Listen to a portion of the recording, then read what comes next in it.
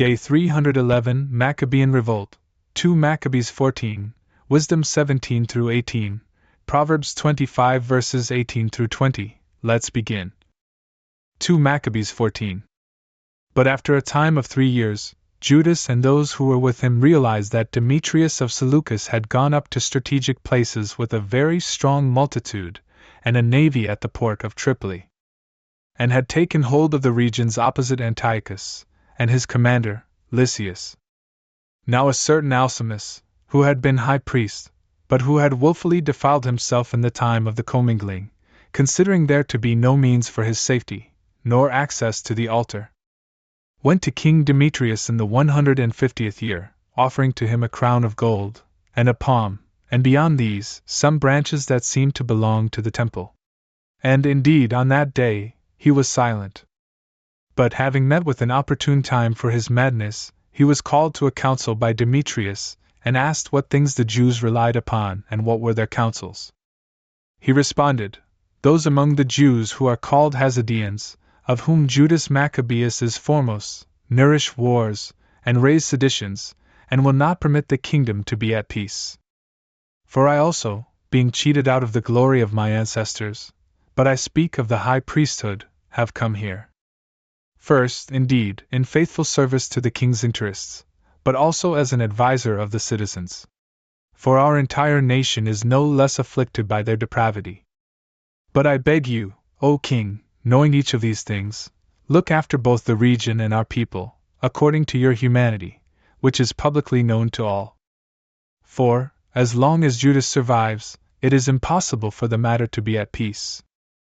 Then, having spoken such things before them, the rest of the allies, who held themselves to be enemies against Judas, further inflamed Demetrius.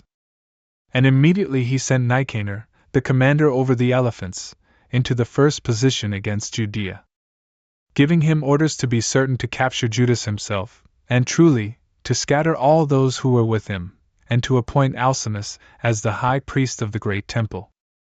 Then the Gentiles, who had fled from Judas away from Judea, mingled themselves in flocks with Nicanor, thinking that the miseries and calamities of the Jews would become the cause of their prosperity.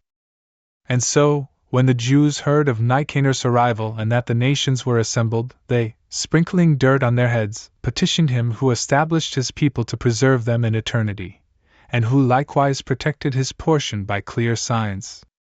Then, at the command of their leader, they moved promptly from there, and together assembled at the town of Dessau. In truth, Simon, the brother of Judas, had joined battle with Nicanor, but he became frightened at the unexpected arrival of the adversaries. Even so, Nicanor, hearing of the virtue of the companions of Judas, and the great courage with which they struggled on behalf of their country, was afraid to accomplish judgment by the sword. For this reason, he sent ahead Posidonius, and Theodotus, and Matthias, so as to give and receive the pledge of right hands.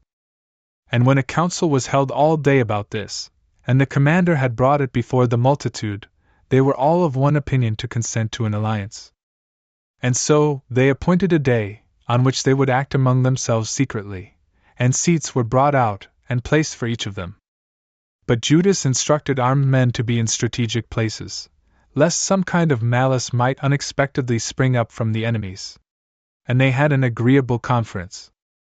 Then Nicanor stayed in Jerusalem, and he did no iniquity. He sent away the flocks of the crowds, which had been gathered together. And Judas always held him dear to the heart, and was favorably inclined toward the man. And he asked him to consider a wife, and to procreate sons. He got married, he lived quietly, and they all lived in common. But Alcimus, seeing the love that they had for one another, and the agreements, went to Demetrius, and he told him that Nicanor had assented to foreign interests, and that he had chosen Judas, a traitor to the kingdom, as his successor. And so the king, being exasperated and provoked by this very wicked accusation, wrote to Nicanor, saying that he was certainly overburdened by the agreement of alliance, and he ordered him nevertheless to send Maccabeus quickly to Antioch in chains. When this was known, Nicanor was in consternation, and he took it grievously that he would make void the things that were agreed, having received no injury from the man. But because he was not able to oppose the king, he watched for an opportunity to follow through with the orders. But Maccabeus, seeing that Nicanor acted more formally with him, and that, when they met together as usual, he exhibited insolence, understood this austerity not to be from goodness. So, gathering together a few men, he hid himself from Nicanor. But when he realized that he was effectively prevented by the man, he went to the greatest and holiest temple, and he ordered the priests, offering the usual sacrifices, to deliver the man to him. When these spoke oaths to him that they did not know where he who was being sought was, he extended his hand toward the temple. And he swore, saying, "Unless you deliver Judas to me in chains, I will reduce this shrine of God to the ground, and I will dig up the altar, and I will consecrate this temple to Liber the Father." And having said this, he departed. But the priests, extending their hands toward heaven, called upon him who had always fought for his people, saying this: "O Lord of the universe, who needs nothing, you willed that the temple of your dwelling should be with us. And now, O Lord, holy of all holies, preserve unpolluted, until eternity, this house, which was recently made clean." Then Razias, a certain one of the elders from Jerusalem, was brought before Nicanor. The man was of good reputation, and was one who loved the city. For his affection, he was called the father of the Jews. This one, for a long time, held on to his purpose of continuing in Judaism, and he was content to hand over body and life, so that he might persevere in it. Then Nicanor, being willing to manifest the hatred that he held for the Jews, sent 500 soldiers to apprehend him. For he thought, if he mistreated him, it would bring great disaster upon the Jews. Now, as the group sought to rush into his house, and to break open the door, and wanting even to bring in fire, as he was about to be apprehended, he struck himself with the sword. Choosing to prefer to die nobly rather than to become subject to sinners, or to suffer unworthy injustices against his birth. But since he had, in haste, not obtained the certitude of a decisive wound, and the crowd was breaking in the doors, he, running boldly to the wall, manfully threw himself down upon the crowd. But they quickly provided a place for his fall, so he landed at the middle of the neck. And since he was still breathing, and being inflamed in soul, he rose up, and as his blood flowed down in a great stream, being very gravely wounded, he ran through the crowd. And standing upon a certain steep rock, and being now almost without blood, grasping his intestines with both hands, he threw himself over the crowd, calling upon the ruler of life as well as spirit, to restore these to him again. And so he passed away from this life. Wisdom 17:18. For your judgments, O Lord, are great, and your words are indescribable. Therefore, undisciplined souls have wandered astray. For, while they managed to convince the unjust, so as to obtain dominion over the holy nation, they themselves were fettered with chains of darkness and of endless night, enclosed in their houses, fugitives of everlasting providence, lying in ruins. And while they thought to escape notice in their secret sins, they were scattered under a dark veil of oblivion, being horribly afraid, and having been disturbed with great astonishment. For neither did the cave which enclosed them preserve them from fear, because descending noises disturbed them, and the sorrowful persons appearing to them intensified their fear. And indeed, even fire had no strength to provide them light, nor could the clear flames of the stars illuminate that horrible night. Yet there appeared to them a sudden fire, filled with fear, and having been struck with the fear of that face which is unseen, they considered those things which they did see to be worse. And, having been ridiculed, the illusions were removed from their arts along with their contemptuous rebuke of glorious wisdom. Indeed, those who promised to drive away fears and disturbances from a languishing soul, though they were filled with derision, were themselves languishing in fear. And, even if nothing unnatural disturbed them, yet being agitated by the passing of animals and the hissing of snakes, they died of fear, denying what they themselves saw even in the air, which no one thinks to be able to escape. For, while there may be apprehension with wickedness, it gives testimony to condemnation, for a troubled conscience always forecasts harshness. For fear is nothing else but unfaithfulness to thinking helpful things. And while expectation is driven from within, the cause of this is supposing that one is great in knowledge, and as a result, conflict excels. Yet those who were truly powerless that night, being overcome by both the vilest and the deepest hell, were sleeping the same sleep. Sometimes stirred up by the fear of unnatural things, other times sinking down in disgrace of soul, for a sudden and unexpected fear overcame them. Then, if any among them had fallen away, he was kept in a prison without bars which had been left open. For if a farmer, or a shepherd, or a worker in a field of labor were suddenly overcome, he endured an inescapable necessity. For they were all bound together with one chain of darkness. Or if there were a whistling wind, or the sweet sound of birds among the thick tree branches, or the force of water rushing excessively, or the strong noise of rocks crashing down, or the scattering of playful animals having been seen, or the strong voice of bellowing beasts, or the resounding of the highest mountain echo, these things made them sink down because of fear. For the whole world was enlightened with a clear light, and none were being hindered in their labors. But then, the heavy night was placed over the sun for them, an image of that darkness which was about to overcome them. Yet they were more grievous to themselves than was the darkness. But your saints were your greatest light, and they heard your voice, but did not see your form.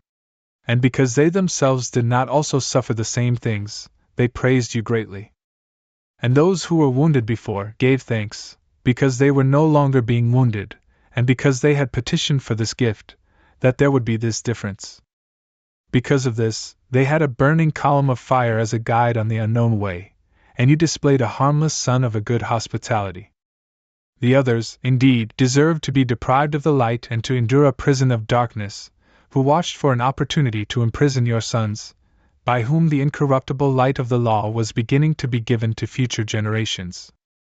When they thought to kill the babes of the just, one son having been exposed and set free, to their disgrace, you took away a multitude of their sons and destroyed them all together in a mighty water. For that night was known beforehand by our fathers, so that, knowing the truth of the oaths in which they had trusted, they might be more peaceful in their souls. Yet your people received not only the salvation of the just, but also the destruction of the unjust.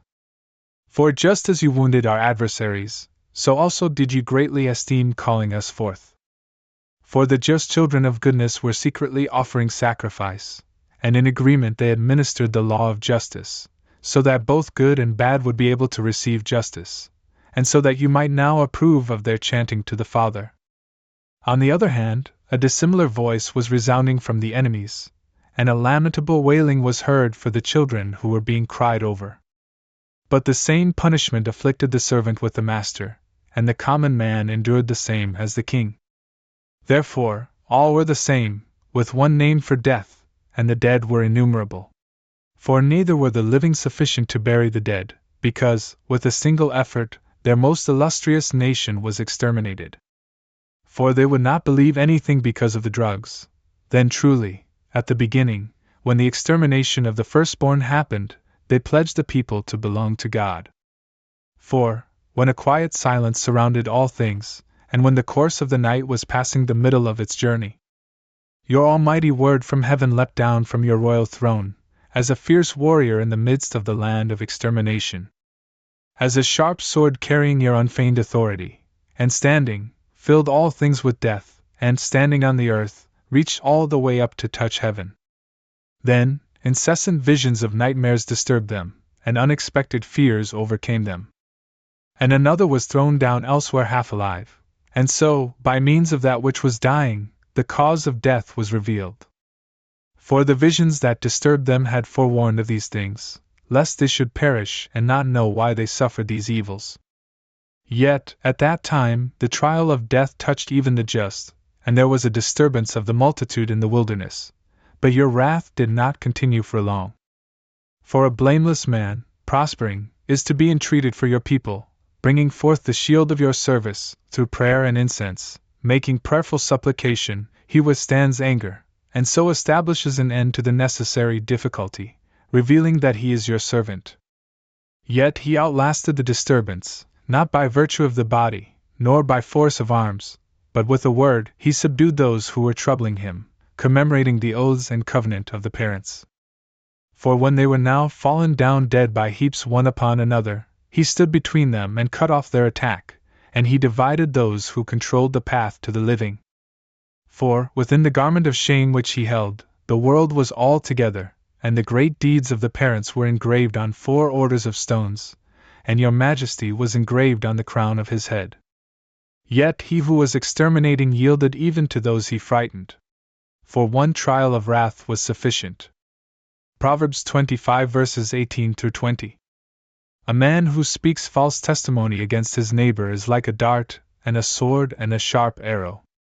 Whoever sets his hopes on the unfaithful in a day of anguish is like a rotten tooth and weary foot, and like one who loosens his garment in cold weather.